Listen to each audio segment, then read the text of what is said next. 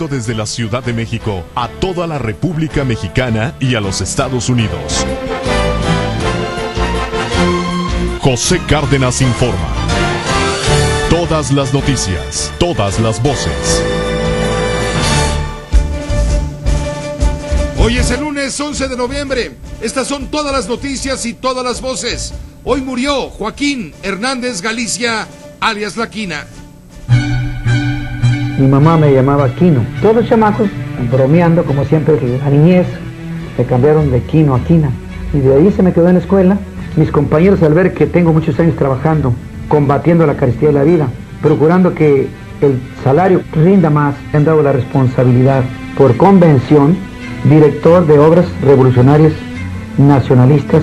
El hecho de que haya un dirigente obrero o un trabajador que cometa delitos que castiga la ley, eso no quiere decir que el sindicato sea deshonesto, ni todos sus líderes sean deshonestos, que el petrolero no se presta a servir de instrumento político de nadie, y porque el sindicato petrolero es totalmente autónomo en sus decisiones de nombrar sus dirigentes. Los petroleros le estamos respondiendo al país nuevamente, con trabajo, con esfuerzo, porque las divisas que siguen entrando al país la produce la industria petrolera. Mis compañeros me regañan, me siento muy orgulloso cuando me regaña un compañero. Me enojaría que me regañara un político, un ganadero, entonces sí me enojaría, no sería digno de estar aquí. Es más, ya no estaría aquí como dirigente. Ahora el presidente nunca me va a regañar, porque siempre les guardo respeto, y yo me siento en realidad un hombre que trabaja, que se esfuerza por hacer el bien, y realmente me siento muy contento con esa labor. Un sector organizado, unificado, es el pivote para que la estabilidad política de un país como México y su gobierno siga adelante. Yo no soy político, soy un dirigente obrero. En todas partes siempre hay un núcleo envidioso, que si se ve que un hombre empieza a destacar en la política, en la empresa, en los puestos sindicales, se les empieza a atacar. Hay algunos periodistas que me han pedido dinero y no se los he dado. José Cárdenas informa. Todas las noticias, todas las voces. Hoy falleció el exlegendario líder petrolero Joaquín Hernández Galicia, alias La Quina. Falleció en la ciudad de Tampico este lunes temprano. Tenía 91 años de edad. También tenía complicaciones en el colon. De acuerdo con los informes médicos, eso fue lo que terminó finalmente con su vida. Vamos con Norberto Lacarrier. Él tiene la información, corresponsal de Grupo Fórmula Noticias. Adelante, Norberto, muy buenas tardes. Pepe, buenas tardes. Efectivamente, este lunes por la mañana, 5 de la mañana aproximadamente de este día 11 de noviembre, se confirmó la muerte de Joaquín Hernández Galicia, mejor conocido como La Quina, el legendario y controversial dirigente petrolero, sindical, y por muchos años ya considerado como el dirigente moral del área petrolera. Desde el 58 hasta su caída y aprehensión el 10 de enero del 89, fue líder sindical de los trabajadores petroleros sindicalizados en México. Después de su excarcelación y posterior regreso a la vida pública desde su natal Madero, Tamaulipas, volvió a considerarse y a ser considerado líder moral del gremio que institucionalmente hoy encabeza Carlos Romero de Champs. Por cierto, La Quina no dejó de criticarle e incluso llamarle sistemáticamente el empleado de la corrupción, así le llamaba a Romero de Champs La Quina. Y cabe decir, Pepe, que con todas las historias que se encuentran en torno a La Quina, como su supuesto enriquecimiento, un enriquecimiento que de acuerdo a algunas publicaciones hoy, pues llegaría a los 3,000 millones de pesos, algo que por cierto pues no está comprobado por lo que pude hoy buscar.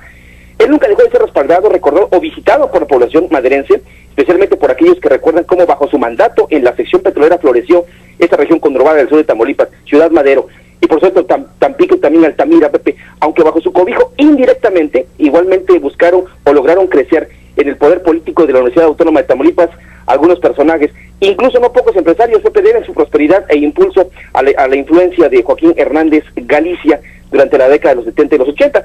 Quiero destacar, Pepe, que como corresponsal del Grupo Fórmula en la entidad, logré entrevistarle en no menos de 6 ocasiones en los últimos 18 meses de vida, y los temas que siempre abordó con datos históricos, datos duros, una lucidez impresionante y señalamientos agudos, pues eran sobre la probable venta de Pemex, la crítica a la supuesta corrupción que denunciaba frecuentemente contra la paraestatal, la falta de liderazgo político para la defensa del petróleo y la acusación contra algunos expresidentes de México que según él trataron o quisieron atentar contra su vida. Otra de las cosas que en los últimos años también subrayó fue la decepción que le provocó la actitud de López Obrador, Andrés Manuel López Obrador, que por cierto cumpleaños, a quien recientemente también acusó de estar lucrando políticamente en el caso de Pemex, y cabe decir que esas declaraciones siempre las hizo con lucidez, no muy usual entre la gente de su edad y envidiable para quienes somos mucho más jóvenes que él, hasta por varias décadas de diferencia. Y bueno, pues este breve resumen, efectivamente el 30 de octubre él ingresó al Hospital de la Beneficencia en el puerto de Tampico, consecuencia de problemas en el colon que le llevaron a la muerte este lunes por la mañana, 11 de noviembre de 2013, Pepe. Pues te agradezco la crónica, Norberto. Ahora, si nos permites, vamos a poner al aire aquella entrevista que le hiciste justamente a Joaquín Hernández Galicia por ahí de finales del mes de febrero de este año, luego de conocerse la captura de la maestra Elba Ester Gordillo, presidenta vitalicia del Sindicato de Trabajadores de la Educación. Creo que vale la pena recordar qué pensaba la quina de la maestra Elba Ester. Sí, Pepe, gracias. Sobre la captura de Elba Ester Gordillo, ¿qué opinión le merece? Pues fue un acto a mi juicio, de justicia, de que la maestra, en forma diferente a mí, yo tenía el sindicato dependiendo de la industria del petróleo, yo tenía tiendas que abarataban la vida, fábricas que daban trabajo, no me acusaron de ratero jamás, aunque hubo amigos míos que robaron a mi nombre, yo nunca lo hice personalmente ni por disfraz. Pero no pudieron, por más que me buscaron dinero extranjeros en otros países, jamás probaron que tuviera dinero en Suiza o en las Islas Caimán. Había dinero, sí, de algunos de mis líderes que me traicionaron y me siguen traicionando y los ando persiguiendo, pero jamás me acusaron de ratero porque nunca lo pudieron probar, porque yo manejé el sindicato limpiamente al grado que teníamos más de 3.000 millones en los bancos, muchas tiendas, muchas fábricas. Conmigo no hubo hambre, conmigo no hubo crisis, conmigo hubo siempre el nacionalismo basado en la política de Lázaro Cárdenas. Oiga, don Joaquín, la maestra, sí, lamentablemente llegó traicionando. Acuérdate que era una simpatizante de Fongito, que era líder en aquel tiempo de los maestros, y lo traicionó. Fue por eso que Salinas la puso el sindicato de maestros. Llegó traicionando. Quien llega traicionando, traicionado siempre. Traicionó a sus compañeros, hizo botín político, los manejaba en forma convenenciera económica y políticamente. Pagó lo que tiene que pagar. Oiga, don Joaquín, ¿y qué opina usted acerca de lo que algunos piden que ahora se investigue a Carlos Romero Deschamps? No, hombre, ese es un pollo frito fácil. Por la izquierda que le gusta sale la PUS. Tiene a su hermana manejando las medicinas que no son de patente. Él tiene el monopolio en una hija también. Bueno, es un desgraciado ratero descarado que lamentablemente ha protegido los priistas salinistas como Gamboa, Beltrones, Rojas. Para mí es el más podrido dirigente que ha habido en el sindicato y que el PRI ha tolerado y que es la parte más cochina que tiene el PRI. ¿Usted cree que ahora vayan tras de él, don Joaquín? Claro, si no lo hace el presidente, entonces sí va a dar cabida a la gerencia que la aprehensión de la maestra fue política y no jurídica. Así que tiene que hacerlo. Además yo sí sé que sí hay intenciones, pero está que cuando viene el bombazo no dejó que cara de puto, y que lo es también, ¿verdad? Cara de caca, no se acercaba a él por lo podrido que está y por lo que apesta hasta eso, a excremento. No dejó que se acercara, ahora en la CTM tampoco se dejó que se acercara. Sabe muy bien el presidente que este líder está puesto ahí por intereses económicos de los extranjeros que están llevándose el petróleo al 50% indebidamente, ¿verdad? Entonces, yo creo que se ha obligado también a hacerle un proceso jurídico y quitarlo porque la gente está hastiada. ¿Qué hizo lo que tiene? Tiene cajas de oro al 7% que son de él, no al 2,5%. Vende los exámenes médicos en 50,000 pesos, cada examen que debe ser gratuito para pasar a trabajar. Vende las plantas a $500,000 de pesos. Vende las transitorias a 100,000 pesos. Vende los préstamos al 10%. Vende las casas a lo doble. Él construye las casas con dinero de petróleo mexicano. Bueno, pues en estos términos comentaba a finales de febrero de este año Joaquín Hernández Galicia Laquina con nuestro compañero Norberto Lacarrier, corresponsal de Grupo Fórmula Noticias allá en Tamaulipas. Con él comentaba pues esta especie de testamento político dedicado en gran parte a la maestra Elba Ester Gordillo, a la que no baja de corrupta, y dedicada también a un hombre que dice huele a excremento y que se llama Carlos Romero de Champs, el tipo más ratero, ha dicho la quina, que ha estado frente del sindicato. Hoy murió este ícono, este mito del Jurásico político, esta leyenda también, el líder que se atrevió a retar a Carlos Salinas de Gortari, a darle su apoyo para que llegara a la presidencia de la República, y después tuvo que pagar ese enorme pecado, ese pecado mortal de haberse confrontado con el que después fue presidente de la República, quien el 10 de enero de 1989 le aventó un cadáver y varias cajas repletas de armas prohibidas a las puertas de su casa en Ciudad Madero, y lo mandó 35 años a la cárcel. Él salió de la cárcel algunos pocos años después, salió en el año de 1997, pero bueno, pues salió con ganas de vengarse de sus verdugos, y luego las malas lenguas le achacan haber sido responsable de haber filtrado información del escándalo Pemex Gate. Todo un caso, le digo, en la historia del Jurásico político nacional, de los matrimonios inconfesables y de conveniencia del sindicalismo en su más vieja estirpe con el que fue el Partido Revolucionario Institucional.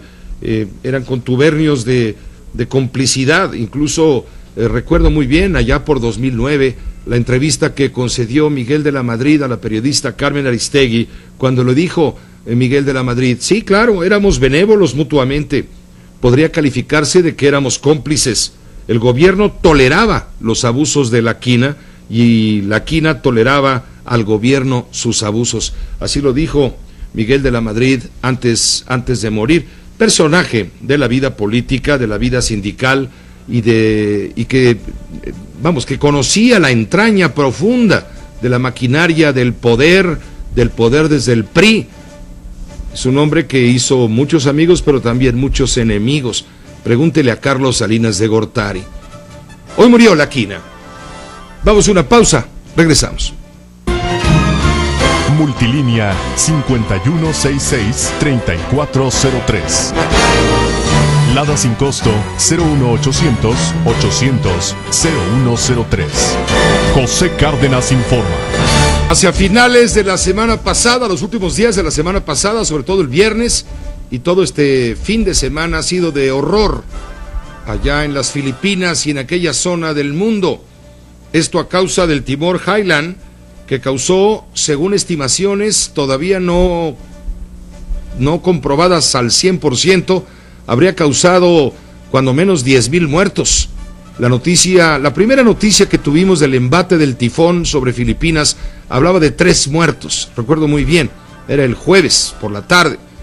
Inmediatamente después la cifra aumentó a 100, y unas cuantas horas más tarde la Cruz Roja Internacional ya daba por seguros cuando menos 1,200 muertos.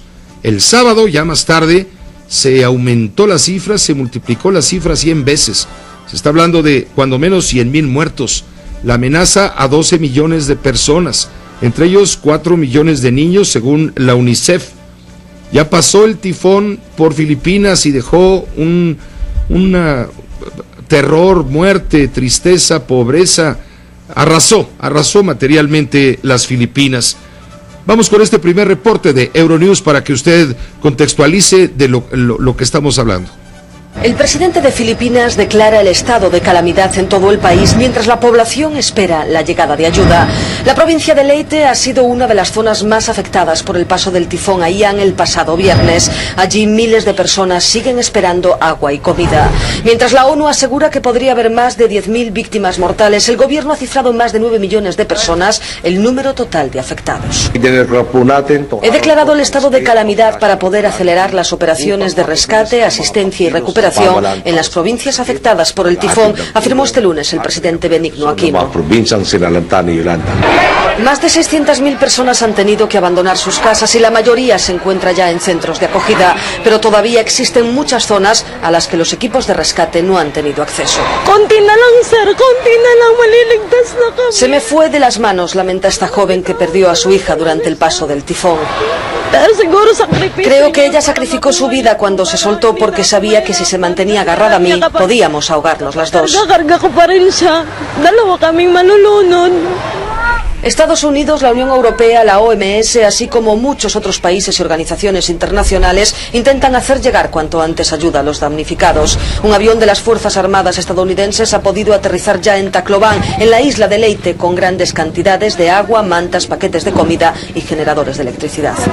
Eso es lo que reporta Euronews. También reportan los servicios meteorológicos internacionales el avance de este tifón, ya disminuido a depresión tropical, pero amenazante sobre Vietnam y el norte de China.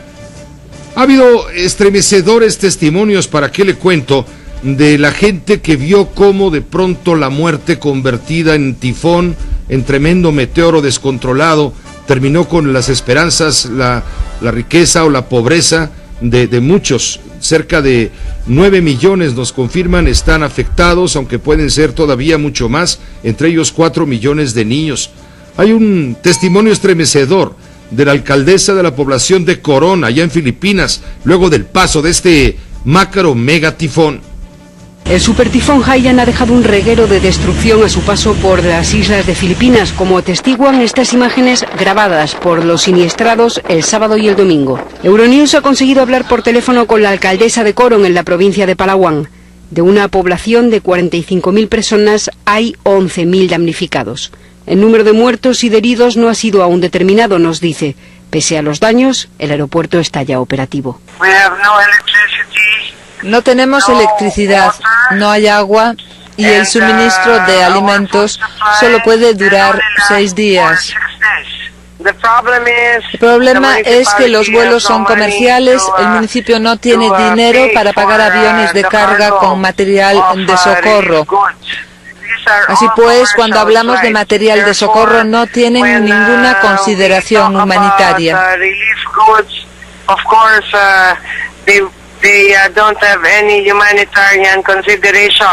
A su paso por Coron, que es la última isla del archipiélago de las Filipinas, la fuerza del tifón alcanzó 275 kilómetros por hora.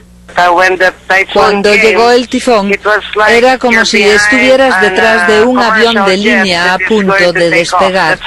Es la sensación que tienes y es como suena. Duró 3 horas y hubo un respiro de unas 2 horas. Creía que eran los últimos coletazos de la tormenta, pero después de un par de horas volvió a empezar. Necesitamos urgentemente comida, básicamente arroz, agua potable, medicinas como antibióticos, jarabes para la tos, antitérmicos, mosquiteras, mantas y ropa, porque el 85% de nuestra gente ha perdido sus casas y sus pertenencias. Necesitamos todo eso para que puedan reconstruir sus vidas y por lo menos echarse algo de ropa encima. Bien, lo señala la crónica de Euronews.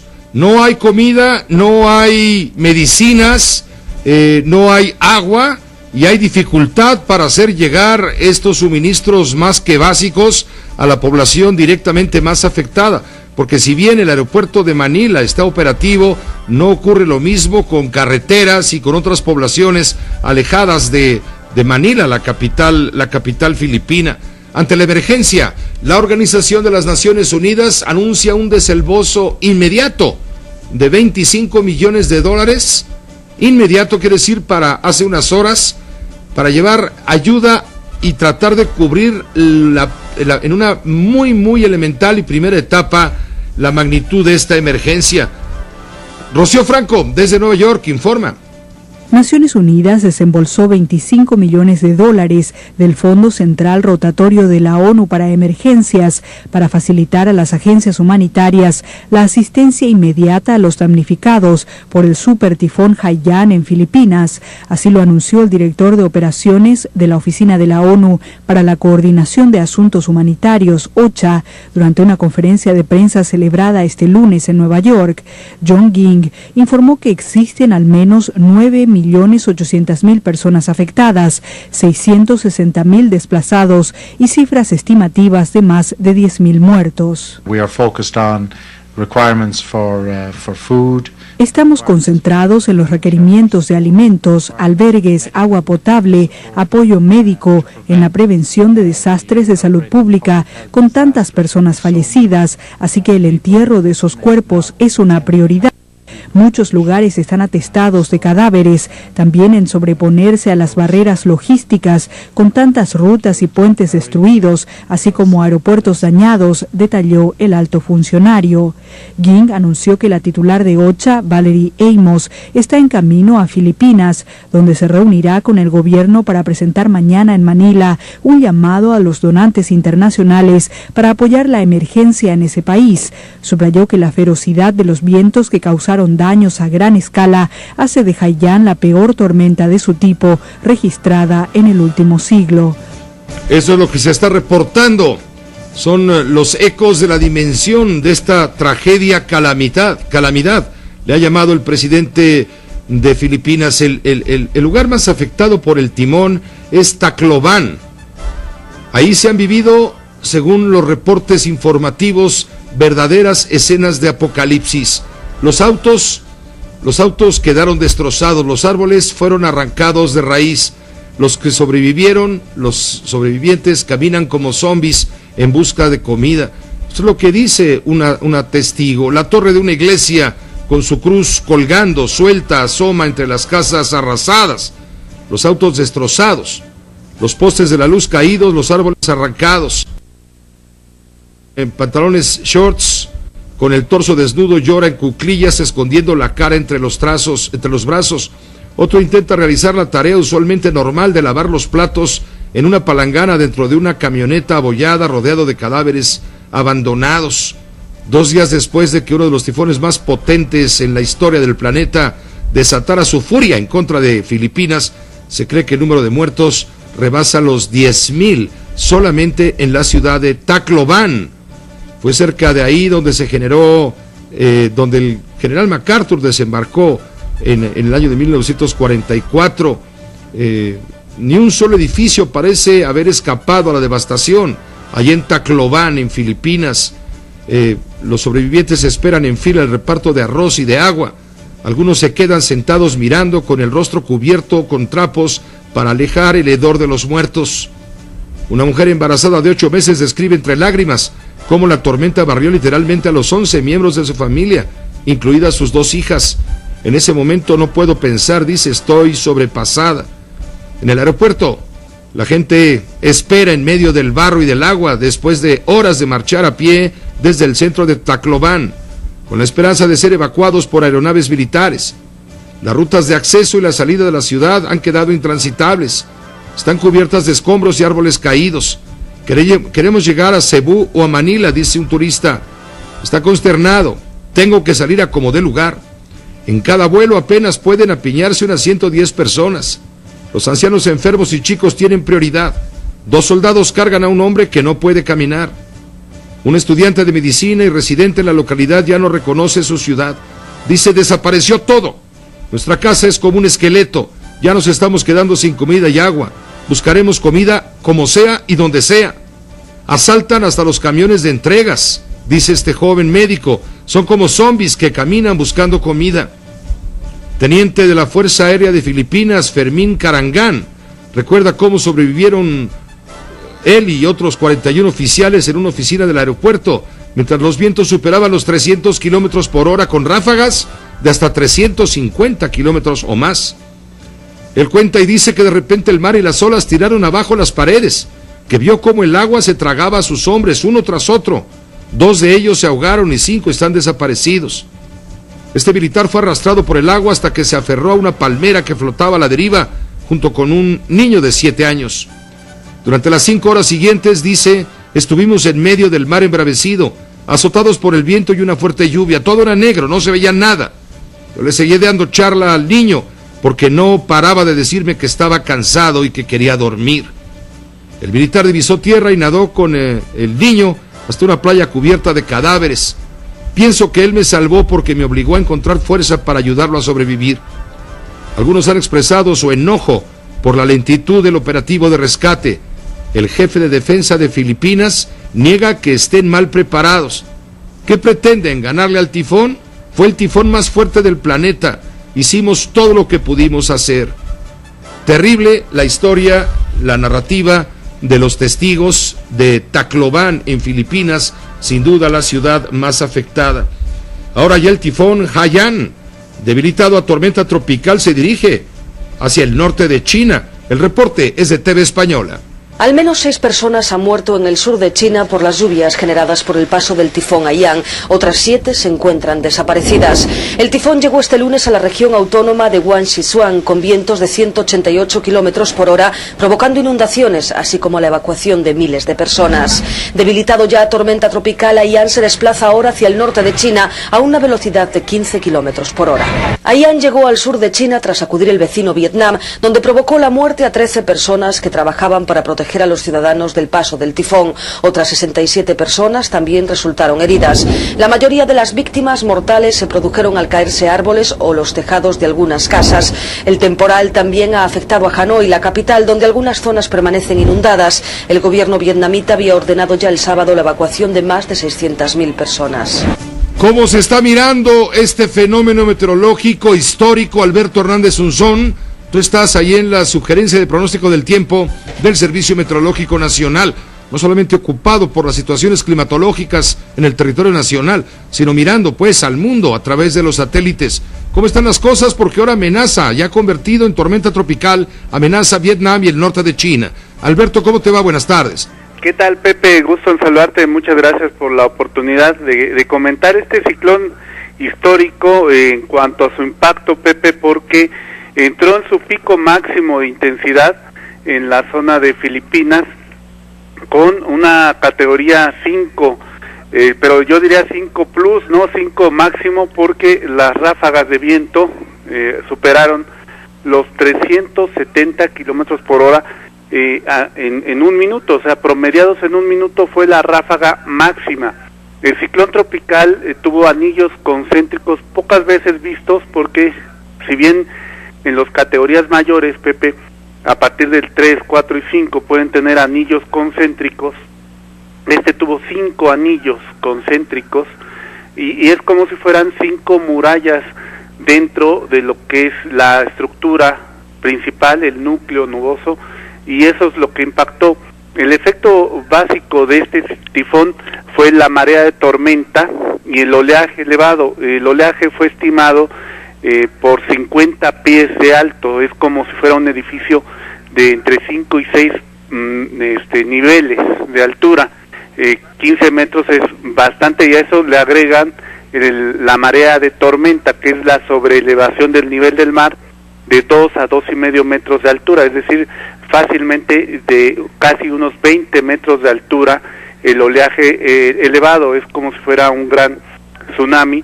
El efecto también del viento, hablamos de ráfagas de 300 kilómetros por hora, en ocasiones superando los 370, y se convierte en el 4º ciclón tropical en la historia de tocar tierra, entre los más intensos. El tifón Aida del 58 fue el más severo con 325, el cuarto, el Violet, 335 kilómetros por hora en el 61, y Nancy, el más fuerte, con 345 kilómetros por hora.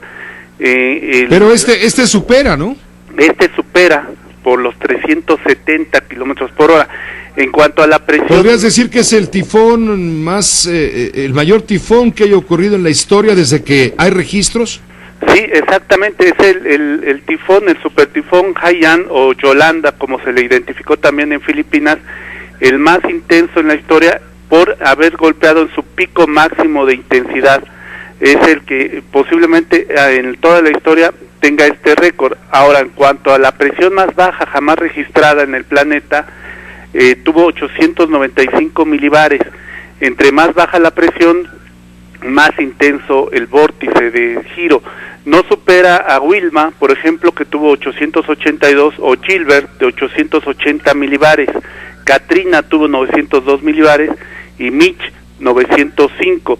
A todos ellos no lo superó Haiyan, pero sí en su intensidad, Pepe. Si vieras la imagen que te acabo de mandar ahí por el Twitter también, en su vórtice, en su ampliación, un zoom en la zona donde impacta Filipinas, se verá como un gran hoyo negro girando ahí en torno a las Filipinas, un ciclón anular totalmente simétrico, a diferencia, por ejemplo, lo que fue Manuel, que tenía una forma de 9, o Ingrid, que también tenía una forma de 9.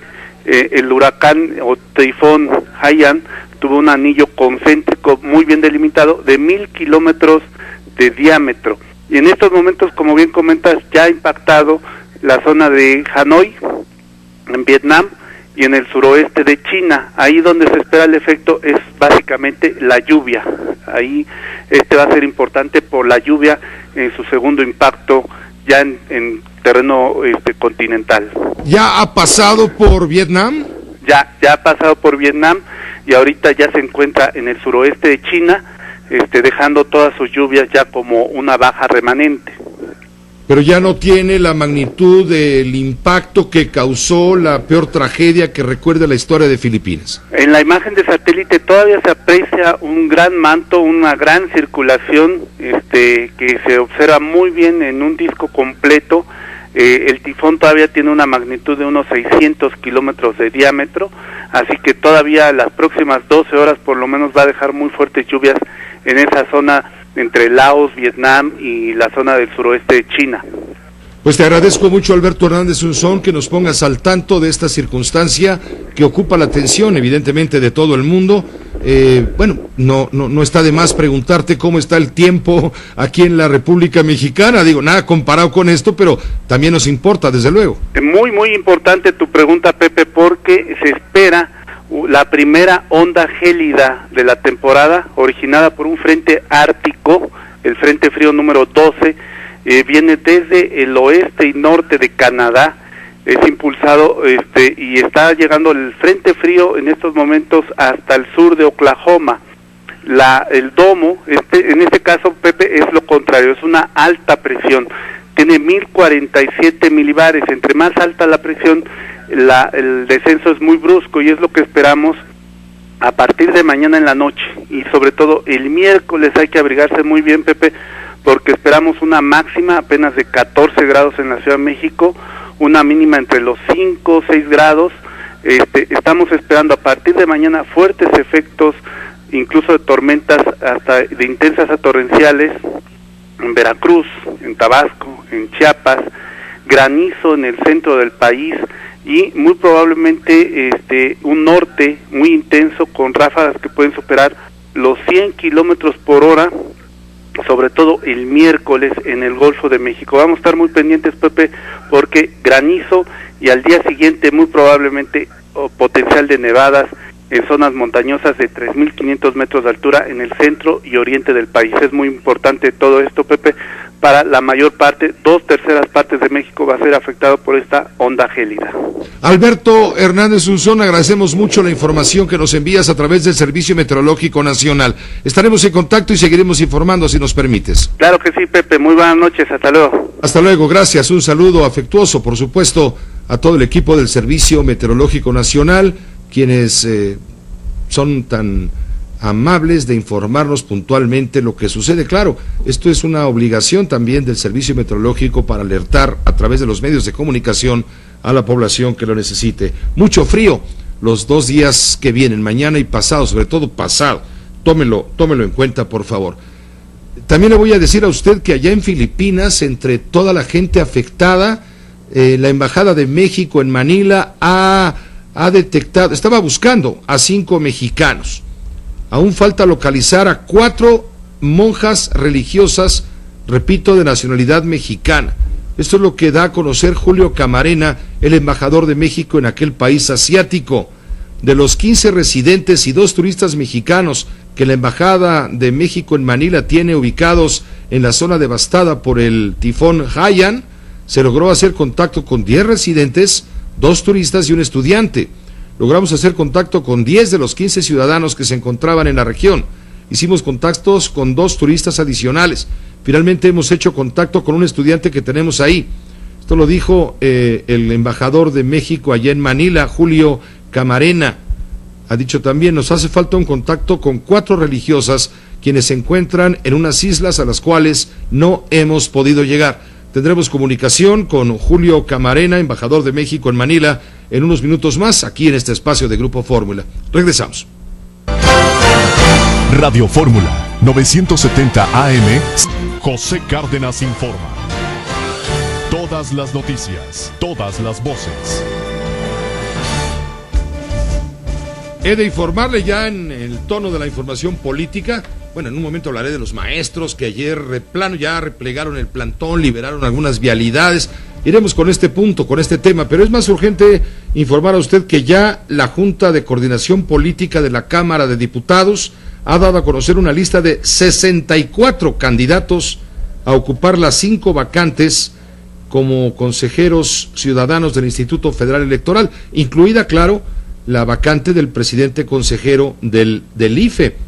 Vamos a enlazarnos primero con Sara Pablo. Ella tiene la información directamente desde San Lázaro. Sara, ¿cómo te va? Muy buenas tardes. Hola Pepe, ¿cómo estás? Buenas tardes. Así es, ya están estos 64 nombres sobre la mesa. Hoy la Junta de Coordinación Política de la Cámara de Diputados dio a conocer esta lista, 64 candidatos a consejeros electorales propuestos, todos estos por grupos parlamentarios para ocupar las 5 vacantes pendientes. Se presentaron en orden alfabético. Dicen los diputados que para evitar que sean relacionados con algún partido político, pero son sus propuestas. En la lista no aparecen personajes como José Woldenberg o Juan Ramón de la Fuente mencionados en los últimos días. Si acaso la sorpresa es que fue propuesto Mauricio Fara, el actual secretario general de la Cámara de Diputados, quien se excusó y no va a seguir llevando este proceso de selección para no tener conflicto de interés y poder así participar como aspirante. En la lista aparecen también los finalistas de la pasada convocatoria, con excepción de José Fernández Santillán. Llama la atención que muchos de los propuestos han trabajado en el IFE, han tenido algún cargo, o en el Tribunal Electoral, como Ciro Murayana Rendón, catedrático experto en temas electorales y exfuncionario del IFE que ha participado en otras convocatorias. Está también el actual magistrado del Tribunal Electoral del Distrito Federal, Adolfo Rivapalacio Neri, o Jacinto Silva, magistrado de la Sala Regional también del Tribunal Electoral. Está el exconsejero electoral Arturo Sánchez Gutiérrez y se propone al académico Agustín Basabe. También llama la atención esta propuesta el embajador y diplomático de carrera Jorge Eduardo Navarrete, quien, recordemos, en su momento fuera propuesto por el ex candidato presidencial Andrés Manuel López Obrador para ser secretario de Relaciones Exteriores si es que ganaba las elecciones. Iba a ser canciller con López Obrador y hoy lo proponen para ser consejero electoral. Aparece María Marcela González Salas, quien en el 2006 fuera presidenta de la Cámara de Diputados, entonces como integrante del PRD, después ya en el 2009 se reincorpora a las filas del PRI, estuvo cerca del hoy presidente Enrique Peña Nieto, hoy se desempeña como directora de Juegos y Sorteos de la Secretaría de Gobernación. Está también Doralicia Martínez Valero, ella ha sido diputada federal del PAN, Néstor Vargas Solano, ex consejero del Instituto Electoral del Distrito Federal, el ex titular de la Fiscalía Especializada para la Atención de Delitos Electorales también aparece en esta lista. Y decirte que el presidente de la Junta de Coordinación Política, Silvano Aureoles, reconoció que aunque no se diga cuáles fueron las propuestas de cada grupo, pues es inevitable prácticamente un sesgo partidista. Difícilmente yo podría estar en desacuerdo que al final del camino tiene un sesgo, en virtud de que la ley dice que son las fracciones parlamentarias las que proponen. Entonces eso no está en nuestras manos hacerlo de manera diferente, pero el esfuerzo que hacemos va encaminado en ese sentido y en eso coincidimos todas las fracciones parlamentarias. Y en medio de esto estuvieron aquí en la Cámara de Diputados los 4 consejeros electorales en funciones, quienes confían en que los pendientes sean elegidos por unanimidad. El presidente de la mesa directiva, luego de reunirse con ellos, Ricardo Anaya, confió en que se elija a los consejeros por sus perfiles, dijo, y no por su filiación a algún partido político, su amiguismo. Nosotros haremos nuestro máximo esfuerzo porque sean los perfiles, los méritos, la idoneidad de los aspirantes y no las cuotas partidistas lo que resuelva a los nuevos integrantes del Consejo General del Instituto Federal Electoral. Ahora estará en manos de los coordinadores parlamentarios elegir a 28 de esta lista de 64, Pepe. Te agradezco la información, Sara Pablo, y a partir de los 28 es donde se hará finalmente la selección. Así es, de estos 28, si los coordinadores parlamentarios llegan a un acuerdo político para de los 28 sacar una lista de 5 que serían los propuestos ya directamente para ser votados en el Pleno, pues así se queda. Si no hay un acuerdo político, entonces lo que dicen es que van a recurrir al sorteo, que van a elaborar listas, 5 listas, y de ahí, pues, una por uno, va a ser el método de la insaculación, Pepe. Te agradezco, Sara Pablo, la información. Buenas tardes. Buenas tardes. Javier Giles pide a los consejeros del IFE, los que están actualmente, los 4 que están, dar a conocer solo los nombres de los seleccionados para evitar dobles sentidos y malas interpretaciones. Javier Giles, ¿cómo estás?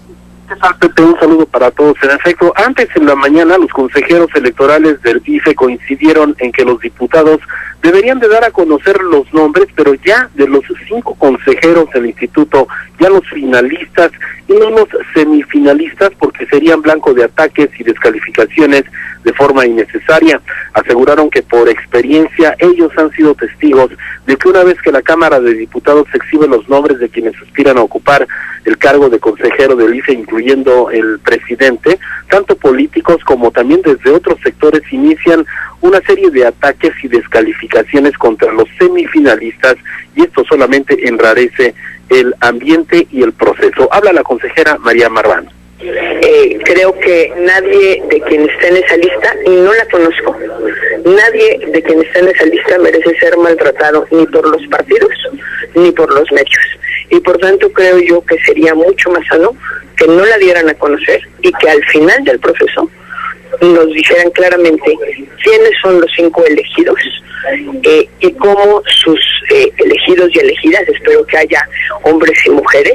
Eso también coincidió el consejero Marco Antonio Baños, quien sostuvo. En mi opinión deberían dar a conocer solo los nombres de los ganadores para evitar desgaste de las personas que de buena fe están participando en el procedimiento.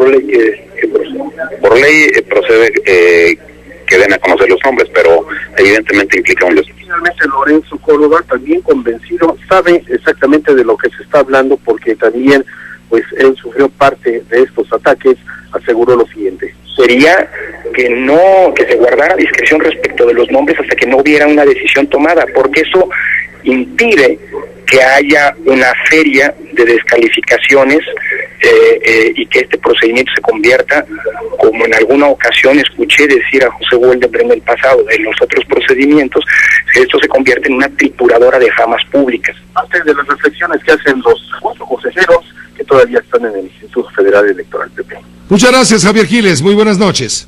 Muy buenas noches. Es Javier Giles con esta información. Es la propuesta de los señores consejeros. Son 4 en este momento. Acuérdense que el IFE está cojo, mocho, le faltan 5 patas a esa mesa. Vamos, no, pone usted un papel y se va de lado, pero en fin, están haciendo su mejor esfuerzo Benito Nasif, Lorenzo Córdoba, María Marván y Marco Baños. Están haciendo su mejor esfuerzo para que flote la nave del IFE, que puede ser la nave del olvido si es que se crea el Instituto Nacional de Elecciones, o transformarse. Ya lo platicaremos con el doctor José Antonio Crespo, analista político, después de un corte. Acompáñenos, por favor.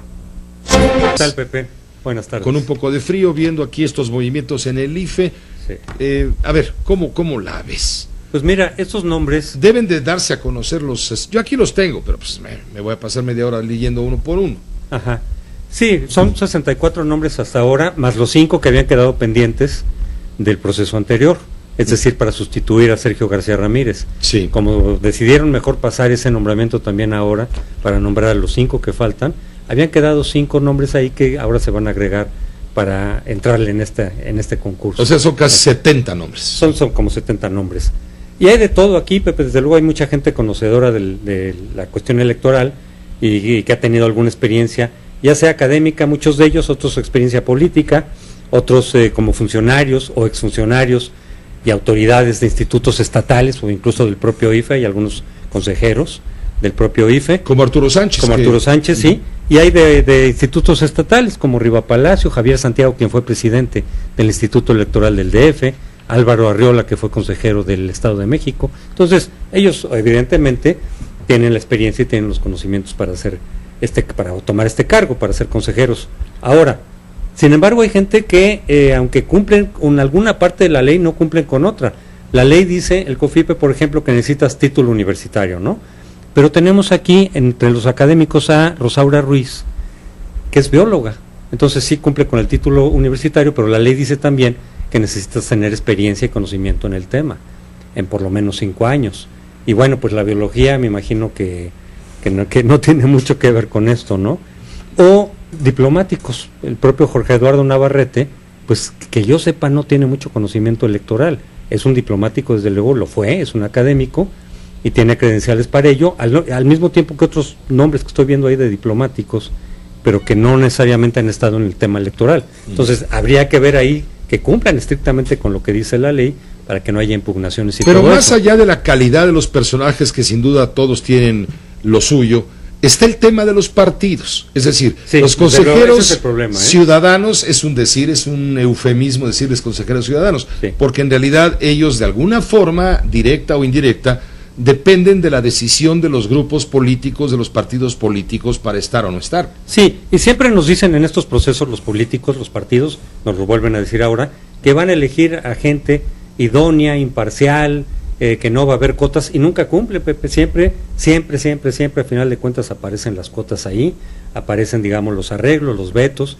y a veces gente de primerísima queda fuera porque no responden a ningún partido, porque no responden a los intereses de ningún partido. Entonces, una vez más nos están ofreciendo algo que no han cumplido, y nos dicen también, bueno, siempre existe ese riesgo. Pues es que el riesgo viene asociado a la fórmula, que es lo que está mal. La fórmula mediante la cual se eligen a estos consejeros ha fallado una y otra vez, y no la cambian. ¿Cuál es la fórmula? La fórmula es que, además están violando la Constitución en el artículo 41, porque dicen, tiene que haber primero una amplia consulta a la sociedad, cosa que se ahorraron ahora, y ahorita directamente las propuestas surgen de las fracciones parlamentarias, pero ya se ahorraron una de los pasos que la Constitución dice que se deben de llevar a cabo.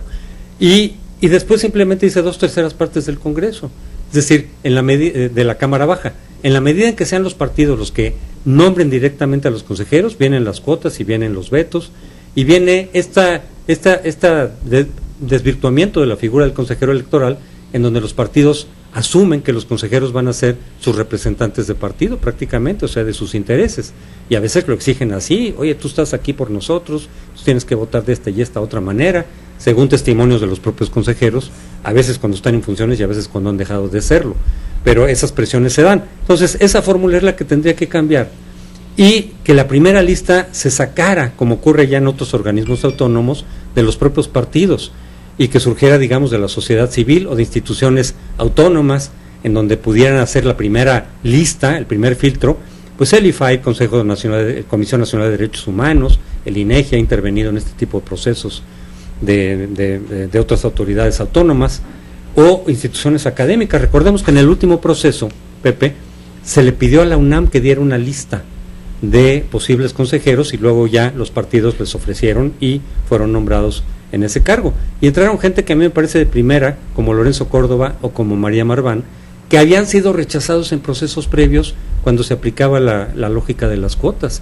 ¿Por qué? Porque en efecto no responden a los intereses de ningún partido, que eso es lo que se busca, pero no es lo que los partidos quieren. Entonces a mí me parece que de nueva cuenta, aunque no sepamos quién propone a quién, en algunos casos es muy fácil imaginar de quién viene, porque han tenido cercanía con uno u otro partido. Hay también un buen número de académicos con una trayectoria política cercana a uno u otro partido, entonces podemos decir, pues mira, este viene de acá, este viene de allá. Entonces el problema es que, aunque no nos digan cuáles son las propuestas de los partidos, pues ahí está la lógica de las cuotas, y al contrario, yo vería el hecho de que no nos lo digan como un acto de opacidad del procedimiento. Pues por lo menos, Si ya nos saltaron a la sociedad, si ya no cumplieron ese requisito de hacer una amplia consulta a la sociedad, pues que nos digan por lo menos por dónde vienen las cuotas para estar prevenidos de que efectivamente no se dé esta cotización, o que sepamos en todo caso cuántos propuso el PRI, cuántos propuso el PAN. Pero me llama la atención un caso de un hombre en particular, Mauricio Fara.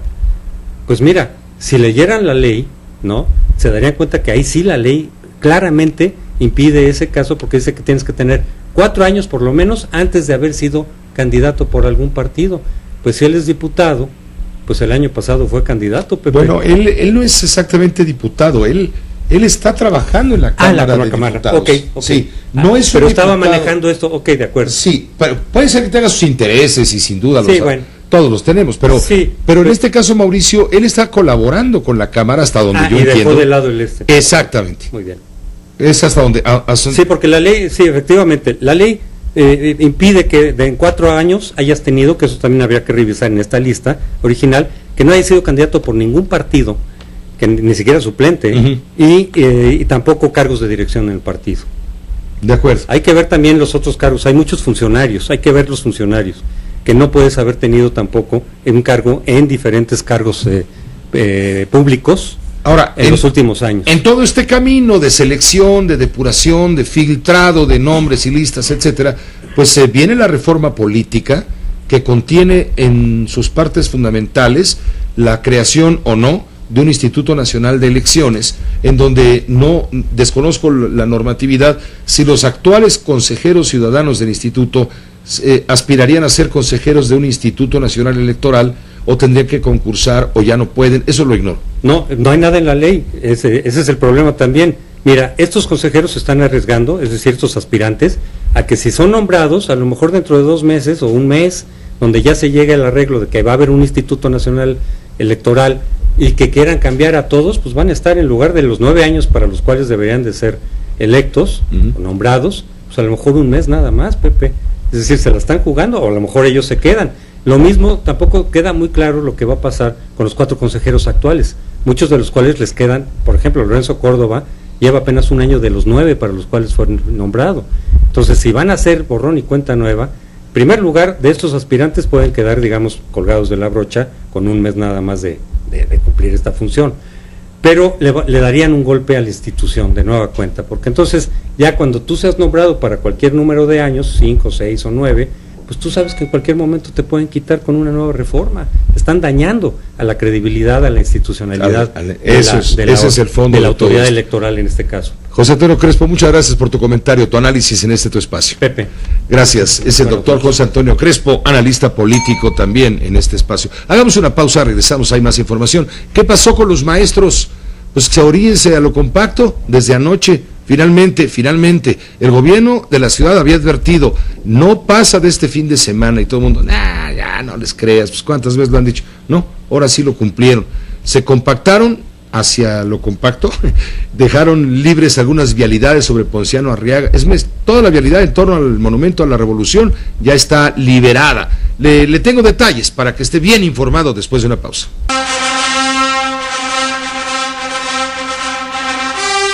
Hoy es el lunes deportivo de José Ramón Fernández. José Ra, ¿cómo te va? Muy buenas noches. Hola Pepe, buenas noches, ¿cómo estás? Bien, ¿qué te parece si comenzamos por lo urgente? El torneo de maestros allá en Londres. Finalmente la batalla Nadal-Djokovic se resolvió a favor del primero. A favor de Djokovic. Sí, ganó Djokovic en 2 sets a Rafa Nadal, pero lo que son las cosas, un día antes la ATP le había entregado el trofeo como el número 1 de la clasificación mundial y un trofeo especial por el retorno del año. Y lo que son las cosas también del tenis, Djokovic necesitaba ganar el torneo porque defendía los 1.500 puntos que otorga ese torneo. Por lo tanto, no ganó puntos, defendió puntos.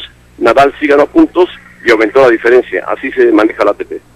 Pues así fue como Djokovic se alza otra vez por encima de Nadal y... Por encima de Nadal en este partido. Al final el número uno del año, Pepe, métetelo en la cabeza, es Rafael Nadal. Es el número 1 todavía hasta que Djokovic termine por decidir lo contrario, si sigue jugando como hoy, ¿no? Termine por decidir lo contrario, sigue jugando como hoy. Sí, en el US Open fue lo contrario, ganó Nadal a Djokovic. Bueno, otra nota urgente también. Digo, para que no te molestes, porque yo sé que... No, hombre, ¿cómo? Contigo que voy a molestar, si ya te conozco. El antinadalismo es enorme, enorme. El nadalismo. Pero no saben ni de dónde es Djokovic, ni dónde queda Serbia, pero le van a Djokovic. La gente le va a Djokovic. Bueno, no toda la gente, algunos ni lo conocen. Bueno. A ver, Fórmula 1, nota también de hoy, fresquita. BBC de Londres, BBC de Londres. ¿Qué dice la BBC de Londres? A ver, ¿qué traes, Joserra? ¿Cuál es tu bronca? La nota de BBC de Londres es muy clara y dice: es muy factible que el Checo Pérez salga de McLaren para pasar a Force India. Correcto. Y vaya el danés piloto de pruebas de la McLaren a ocupar ese puesto. Es lo que dice la BBC de Londres. Es muy probable, no está todavía confirmado. Es probable. Yo deseo que Checo Pérez siga a McLaren y le vaya mejor y se recupere porque es mejor equipo. Force India es un equipo que está en desarrollo. Correcto. ¿Es comparable con Sauber, en el que estaba antes? Es mejor Sauber que Force India. Es mejor Sauber que Force India. Esta es la nota importante, la nota de impacto, que el Checo Pérez podría, estamos diciendo, dejar McLaren. Hay otra nota de impacto. Sí, la de Massa. Bueno, Massa ya firmó, pero hay otra nota de impacto. ¿Cuál es la otra nota de impacto? Fuera de la Fórmula 1. La lesión de Messi, que le da para un total de 6 a 8 semanas fuera de los campos de fútbol. O sea, se pierde 4 partidos de Liga, 2 de Champions y 2 de Copa, además de amistosos de la selección argentina. Va a reaparecer, si está bien y lo permite el Barcelona, hasta el 12 de enero de 2014. ¿Qué tan grave es la lesión? Bueno, dices 2 meses fuera casi, ¿no? 8 semanas. ¿Qué tiene Messi? Tiene una rotura muscular en el bíceps femoral de la pierna izquierda. Anteriormente lo había tenido en la pierna derecha. Sus lesiones, Messi ha sufrido 12 lesiones en 7 años de jugador. 9 de ellas en el bíceps femoral del lado izquierdo y 5 en el derecho. Pues es una muy mala noticia, no solamente para el Barcelona, sino para Argentina, ¿no? Sí, muy mala noticia sobre todo para el Barça. Para Argentina no tanto, porque ya está calificado y esperará hasta que se juegue la Copa del Mundo. Pero aseguran fuentes allegadas al Barcelona que se peleó Messi con su preparador particular. Y entonces esto es lo que no ha seguido las indicaciones del que lo preparaba, particularmente a él, que lo tenía todo el día pegado, que un señor Juanjo Brau, catalán, y se enojaron. Y entonces empezó a prepararse con otro, pero no ha resuelto las situaciones de Messi. Entonces Messi no tuvo una preparación muy buena previo al torneo. Muy malas noticias, de veras hoy estás dando puras malas noticias, José. Se descuidó durante las vacaciones en pequeños abusos de viajes y pachanguitas jugando al futbolito y eso con sus amigos, y no se preparó como se debe preparar un jugador de la calidad de Messi, de la importancia de Messi, del costo de Messi y de lo que representa Messi para sus equipos. Pues es una noticia fuerte, sin duda importante, de impacto. Yo que quería presumirte, no, ya viste que Felipe Massa acaba de firmar con Williams. No, Felipe y desplazan a Maldonado. Y desplazan a Maldonado, sí. Pero también la nota de BBC Londres a mí me deja nervioso, ¿eh? La de McLaren. Sí, la de Checo Pérez me deja nervioso porque Rasmussen, me parece que se apellida Christiansen, no sé cómo es el apellido exacto, de un danés joven de 20 años que es el piloto de pruebas de la McLaren Mercedes, que ha hecho tiempos muy buenos en sus pruebas y lo quiere lanzar McLaren y no va a bajar el inglés Button, entonces puede que baje a Checo Pérez. Checo Pérez lo han empezado a nombrar para el equipo de Force India. Y es una noticia que a los mexicanos no nos va a gustar mucho. Sí, por supuesto que no. No está confirmada, pero puede ser, ¿eh? Bueno, Raikkonen se pierde ya los últimos 2 grandes premios que faltan, o 3, ¿cuántos faltan? 2, sí, ¿no? Faltan 2, 3, me parece, falta Estados Unidos y falta uno más, ¿no? Falta Estados Unidos y Brasil. Brasil. Exacto, se los pierde Raikkonen, ya sí, no va a correr para Lotus. No va a correr para Lotus. No, porque ya están ahí. Él sale de Lotus y va a Ferrari. Ahora, el que estuvo a punto de perderse también los 2 grandes premios, sobre todo en Estados Unidos, fue Alonso. Sí, por la lesión que tuvo después de Abu Dhabi. La lesión que tuvo en la columna, que estuvo en tratamiento especial y siempre sí viaja a Estados Unidos. Bueno, el caso es que Felipiño Massa va a correr con Williams junto con Valeri Bottas. Sí, así se llama Bottas, ¿no? Valeri Bottas. Valeri Bottas, sí. Sí, y el que se queda fuera sin carro es el señor Pastor Maldonado. Pastor Maldonado. Sí, pero bueno, Pastor puede tomar a un carro de esos que están empezando, si es que hay alguna escudería nueva. ¿Un carrito de paletas? Un carrito de paletas. La otra noticia es la de el partido del miércoles. A ver, ¿cómo va la cosa? ¿Nueva Zelanda o Nueva Zelandia? De los dos lados, de las dos formas está bien dicho. Nueva Zelanda, Nueva Zelandia. Recuerda que es una mezcla de colonia inglesa y holandesa. Entonces, para los holandeses era Zelandia, para los ingleses Zelanda. Entonces, de las dos formas está bien dicho, ¿eh? Bueno, ya está todo listo el miércoles, todos los boletos en el Azteca están agotados, vendidos, hay gran expectación y por supuesto, bueno, ¿tú cómo la ves de aquí a pasado mañana?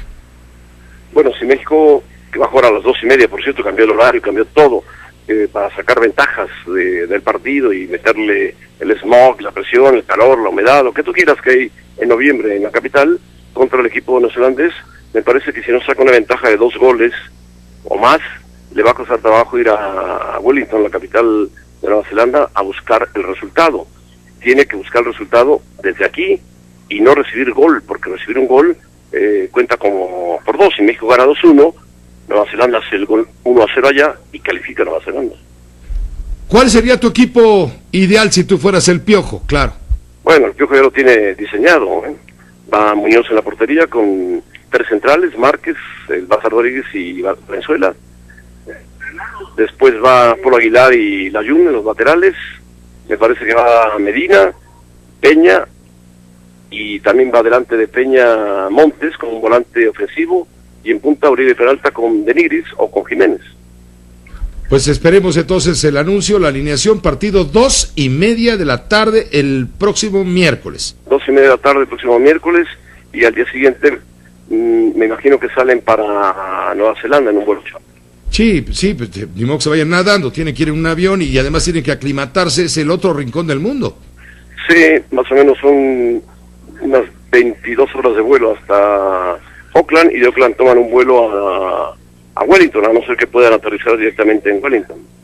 Pues ya estaremos informando, Joserra, gracias por adelantarnos lo de Checo Pérez, la posibilidad, según BBC de Londres, de que el piloto mexicano pueda integrarse a Force India y evidentemente dejar McLaren. Ya se había mencionado la posibilidad del danés que tú señalas, este jovencito, sí, pero no se había hecho tan señalado como ahora, ¿no?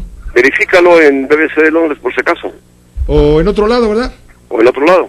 O en otro lado, sí, con el patrocinador. Así es. Que te vaya muy bien. Perfectamente. Fuerte abrazo. Adiós, Pepe. Gracias, José Ramón Fernández. Joserra siempre metiendo la jiribilla, ¿verdad? Bueno, ya le confirmaremos esto que dice del Checo en un momento más. Vamos a una pausa y regresamos. Radio Fórmula 970 AM 103.3 FM. José Cárdenas informa. Atribuyéndoles conductas deshonestas.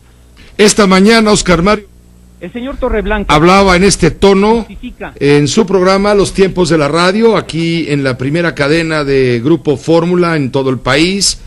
Hablaba de un incidente que ocurrió, según narran aquí algunas crónicas, un incidente que ocurrió ayer en un restaurante de la Ciudad de México, Distrito Federal. El exgobernador de Guerrero, Seferino Torreblanca, y Oscar Mario habrían protagonizado un altercado en un restaurante. Pues mejor le preguntamos a Oscar Mario, ¿no? Oscar Mario, te agradezco mucho que nos tomes la llamada. Muy buenas tardes, noches ya. Mi querido Pepe, me da mucho saludarte, gracias, Al contrario, a ver, Oscar Mario, ¿qué fue lo que pasó con Seferino Torreblanca? Sabemos que traen tú y él un pleito incluso judicial. Mira, este señor, con base en o a raíz de una entrevista que llevé a cabo hace pues poco más de un año con el Contralor del Estado de Guerrero, me notifica hace aproximadamente 8 meses, es una demanda por daño moral, y le respondo a todos estos cuestionamientos de los que tú ya diste cuenta en este audio que transmitías a su auditorio, y yo creo que le molesta mucho la forma como le respondo, porque realmente él me acusa sin bases de lo que él llama daño moral, cuando este señor pues no conoce la moral. Y bueno, pues allá había quedado todo. Tuvimos la primera audiencia el martes pasado. Él no asiste, ni siquiera sus abogados, y pues hasta ahí las cosas.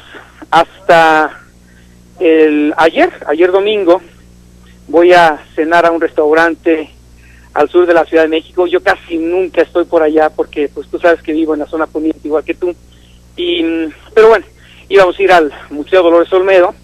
Había mucha gente, total, decidimos no hacerlo y aterrizamos allí en este lugar, en Plaza Loreto, y de repente estoy cenando con mi familia, con unos amigos, y llega este señor y se sienta en una mesa exactamente enfrente de mí. Bueno, ahí se acabó. Y así estuvimos, no sé, habrá durado, habremos estado ahí 2 horas, y cuando él decide ya pagar la cuenta y levantarse, de repente se me va encima. A golpes. Se me encima a golpes, no, y a groserías, ¿no? O sea, sí, bueno, todo va junto con pegado, ¿no? Me agrede física y verbalmente, pues es un pelado, ¿no? Entonces, ¿Qué te dijo? ¿Qué te dijo? No, bueno, pues no puedo repetir aquí lo que me dijo porque es un señor que utiliza pues un léxico muy poco apropiado para, bueno, ya lo digas como gobernador, pero ni siquiera para la radio ya está ahora, ¿no? Sí, claro. Entonces, me tira dos trancazos, uno me da, el otro le falla, y yo nada más me paro, me empiezo a insultar, y de repente, pues, se va, y allí están de testigos los meseros, los capitanes, comensales. Yo creo que en domingo ya ves que los restaurantes no cierran tan tarde, pero había casi la mitad de las personas que habían acudido a comer, obviamente mi familia, mis amigos, y ya hubo una cámara de video, ¿no? Por si tiene alguna duda de este tipo, porque pues es un mentiroso, ¿no? ¿Ahora lo vas tú a demandar a él por agresiones? Pues mañana tengo cita ya con mis abogados y vamos a armar la estrategia, mi querido Pepe. Pero mira, lo importante es que esto debe de sentar un precedente. Debemos saber por quién votamos, debemos saber quién manejó miles de millones de pesos cuando este tipo era presidente municipal de Acapulco primero y gobernador del estado después durante 5 años, creo que ni siquiera duró 6, bueno, porque así estaba su periodo. Y pues una persona que ofende, una persona que se comporta así, siendo exgobernador de un estado de la República, de los más pobres, con necesidad de aportar recursos públicos para distribuir mejor el ingreso y disminuir la pobreza, cosa que él no hizo. Y pues tú has visto la prensa local y la prensa nacional que lo acusan, no yo, de haber sido uno de los principales culpables de todos estos asentamientos irregulares que tantas muertes han causado, ¿no? Entonces, bueno, pues es un capítulo más en la vida de este señor. Yo me le atravieso el día de ayer en este restaurante, pero lo importante es que personajes como él no sigan utilizando el fuero o la inmunidad que tanto alimenta la impunidad en este país, mi querido Pepe. Pues te agradezco, Oscar Mario, que nos hayas permitido conocer tu versión. Ayer estábamos trabajando en la tarde, aunque la gente no lo crea, estábamos trabajando, escribiendo, en fin, y de pronto aparece un hashtag. Esto es un llamado de estos de alerta que comenzó a causar furor en el Twitter. Es arroba, no es arroba, es el hashtag Ceferino Cobarde. Se volvió muy popular entre los usuarios de la red social Twitter el día de ayer, en la tarde, como estas horas, y fue una tendencia, un tópico de tendencia, según confirma Trends México, ¿no? Ahora, él es un personaje que es experto en mentir, tú lo sabes, es un cínico, es un cobarde definitivamente, y pues ahorita yo no sé cómo es que va a negar con tantas pruebas y tantos testigos lo que ocurriera ayer en este restaurante contra mi persona, ¿no? Bueno, lo que me parece grave no es que te demande, porque pues está en su derecho en todo caso, si él considera que algo que tú hayas dicho... Oye, pero además por daño moral, cuando este señor no conoce la moral, ¿no? Claro, pero lo que sí es, por supuesto, absolutamente reprobable, es el hecho de que cobre venganza física por vía de los golpes y la agresión, porque eso sí ya habla de otro tono, y estamos discutiendo ya en otro nivel. Yo creo que debes de demandarlo, ¿no? Yo dudo, no lo estoy acusando, porque ya ves que es, aparte, pues muy sentido, todos estos cínicos son sentidos. Yo no creo que esté bien de sus facultades mentales, pero repito, mi querido Pepe, debemos saber por quién votamos y en manos de quién los guerrerenses dejaron el manejo de miles de millones de pesos durante 2 periodos, cuando fue presidente municipal del puerto y cuando fue gobernador del estado. Bueno, Oscar Mario, pues te agradezco que nos hayas tomado la llamada y nos hayas permitido conocer de viva voz tu versión de los hechos. Al contrario, Pepe, yo aprecio muchísimo siempre tu buena disposición y amistad de muchos años, y te reitero mi afecto, ¿eh? Igualmente, te lo reitero yo también, Oscar Mario, gracias. Que estés muy bien. A ti, gracias. Es Oscar Mario Beteta, ya sobra decir quién es él, usted lo conoce muy bien, todas las mañanas transmite los tiempos de la radio, aquí en esta cadena de Grupo Fórmula, de 5:30 de la mañana a 10 de la mañana.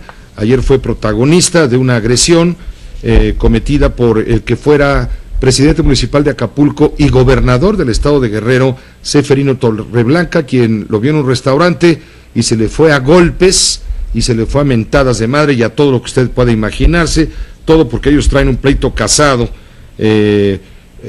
Seferino Torreblanca denunció a Oscar Mario Beteta por daño moral y calumnias en un expediente que está radicado en el juzgado tercero civil del Distrito Federal. En fin, ese es un problema grave, pero sí es muy grave que un exgobernador, como bien dice Oscar Mario, independientemente del derecho que le asista para tener una querella judicial y defenderse de lo que él llama daño moral y calumnias, independientemente de la vía jurídica y legal que nos da el Estado mexicano para reclamar nuestros derechos, donde esto pierde cualquier sentido es en el hecho de una agresión. ¿Por qué? Porque lo consideramos un acto de intimidación grave y un acto o un intento de censura o de acallar o de coraje, en fin, no sé, un exgobernador contra un comunicador, un informador. Bueno, pues si no está de acuerdo con lo que el informador dice, que lo demande, y para eso hay leyes y hay castigos en todo caso. Pero de ahí a que uno vaya por la calle y cualquiera lo agreda a puntapiés, a golpes, a mentadas, escupitajos y demás, pues es algo muy distinto, sobre todo siendo un personaje como el caso de Seferino Torreblanca, expresidente municipal de Acapulco y del gobierno del estado de Guerrero. Hagamos una pausa breve. Todas las voces. Hagamos contacto con Rafael Cardona, su cristalazo, analista político también, comentarista en este espacio informativo. Ayer domingo también, le digo, ahí estábamos chambeándole cuando de pronto llega un tuitazo de Rafael Tovar y de Teresa, el presidente del Consejo Nacional para la Cultura y las Artes, avisando con pena la muerte de su hermano Guillermo Tovar y de Teresa, historiador, cronista de Ciudad de México. Murió a los 57 años de edad. Y bueno, aprovechamos para enviar nuestras condolencias a la familia de Guillermo Tovar y de Teresa, a Rafael, a Fernando, a Isabel, a todos sus hermanos, por supuesto con mucho afecto por esta triste noticia. Rafael, muere Guillermo Tovar y de Teresa. Pepe, muy buenas noches, un saludo para ti, para todo el público. Pues Pepe, decir que la muerte de Guillermo fue algo absolutamente sorpresivo y sorprendente, pues es caer en el primero de los lugares comunes que ya todo mundo ha dicho en relación con esta infausta noticia de su desaparición a tan temprana edad y en plena actividad intelectual y en plenas capacidades creadoras. A mí me parece, Pepe, que Guillermo Tovar es un caso muy extraño en la literatura mexicana. Si por literatura mexicana entendemos todo aquello de lo que se escribe, ya sea historia, crónica, ensayo, análisis, porque lo más sorprendente de él no era su precocidad, sino su profundidad. Ya sabemos que desde muy niño casi estaba metido en empeños editoriales y analíticos y de historiografía y de crónica, Pero lo importante no es que lo haya hecho de joven, lo importante es que lo haya hecho bien de joven y después. Yo alguna vez con ánimo festivo le decía que él era el Mozart de las letras mexicanas, porque había hecho sinfonías perfectas desde el principio. Era un hombre capaz de abarcar cualquier tema, cualquier asunto del cual tú lo abordaras. Era un hombre que tenía puntos de vista originales. Un día, trabajando algunas cosas juntos, vio sobre mi escritorio una novela de Ramón Gómez de la Serna y me dijo que si me interesaba Gómez de la Serna, y yo le dije que me interesaba como otros tantos. Y me dijo, yo ya lo leí casi todo, pero me faltan algunas cosas y es muy interesante. Te voy a mandar unas novelas que tengo por ahí. Y al día siguiente me mandó 7 novelas absolutamente desconocidas de Gómez de la Serna, que él ya las había leído, digerido y hasta desechado. Y una de ellas es El Incongruente.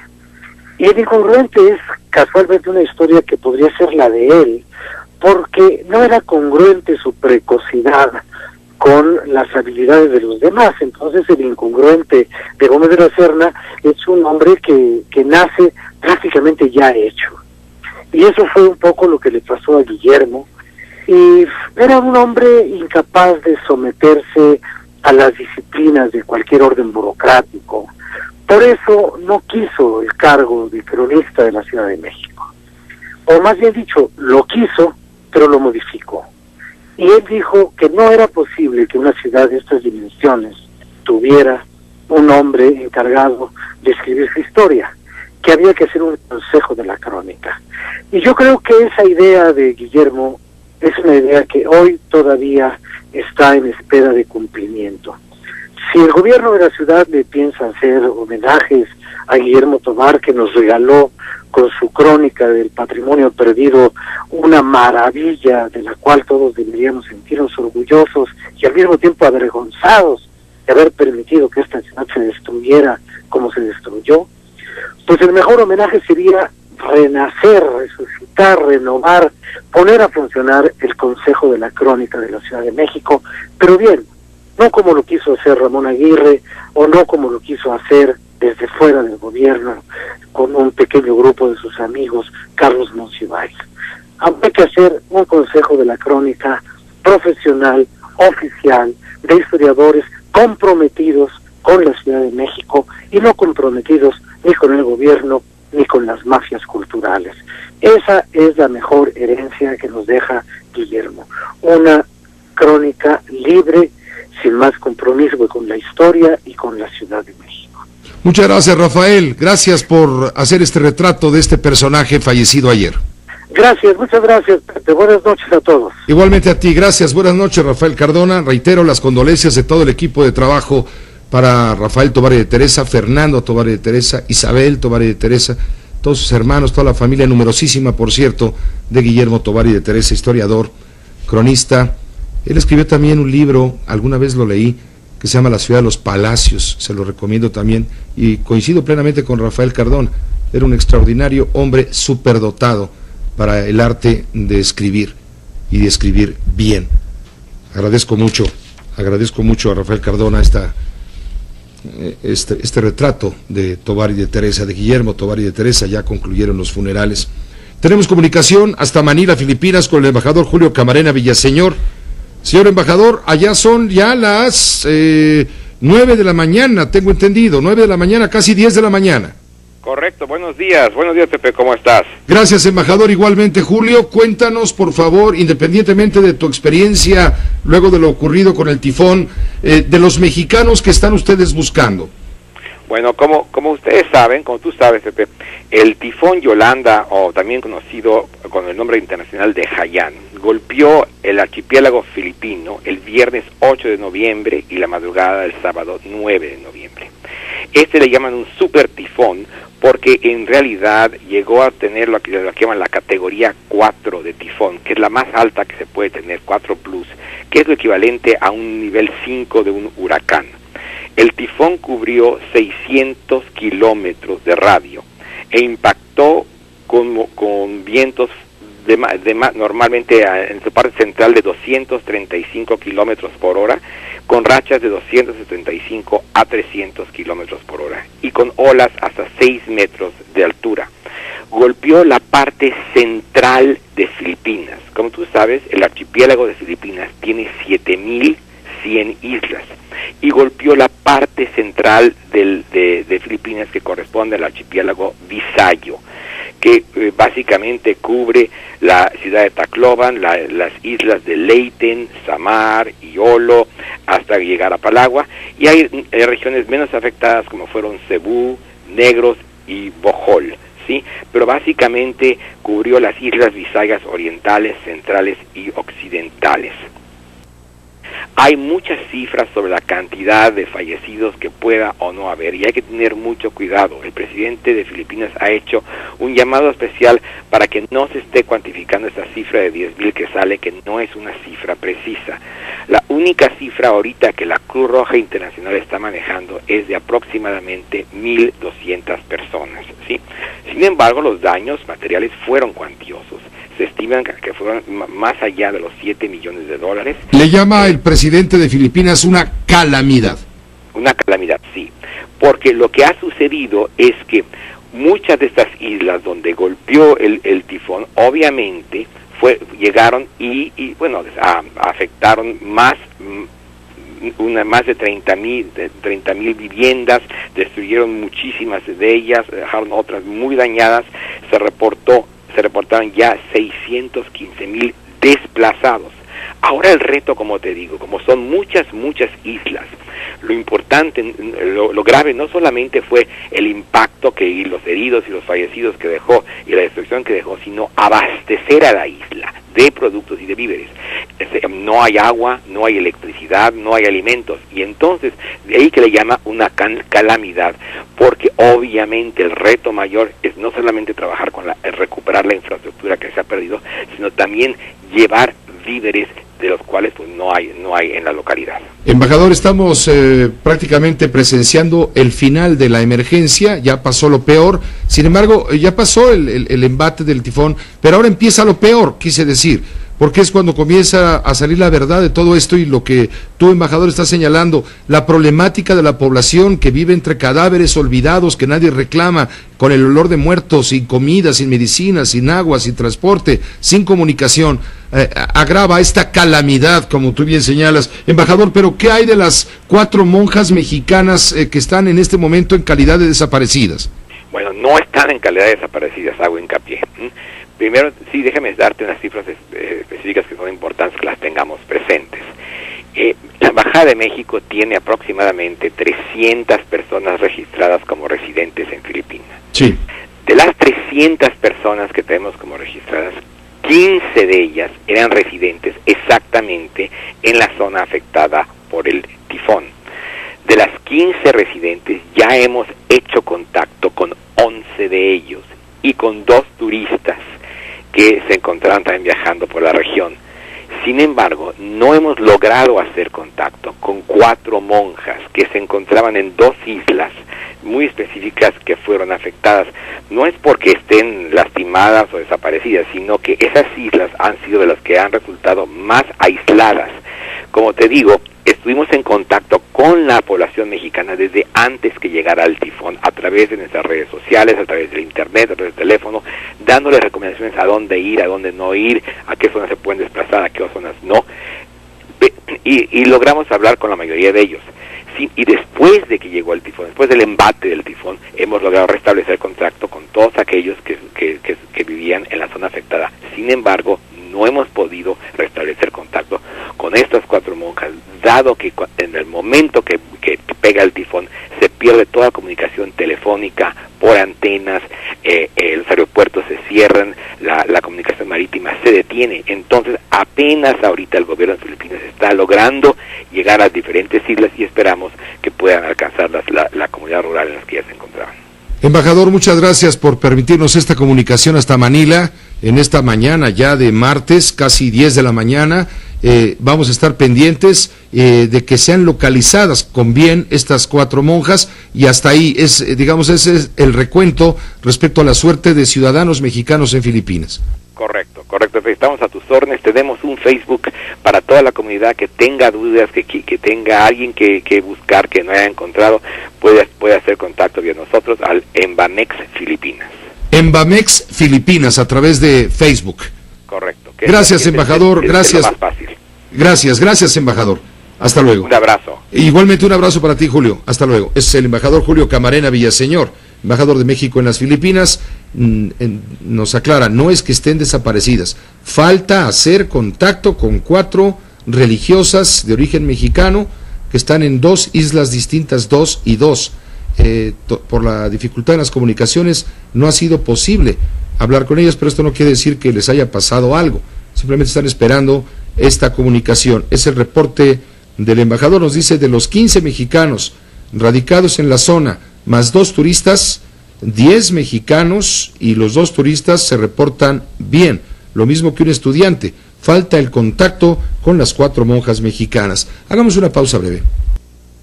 Mañana a 6 de la tarde, lo invito a continuación a la Fórmula Financiera y también en Telefórmula con Mario Ávila. Hasta mañana.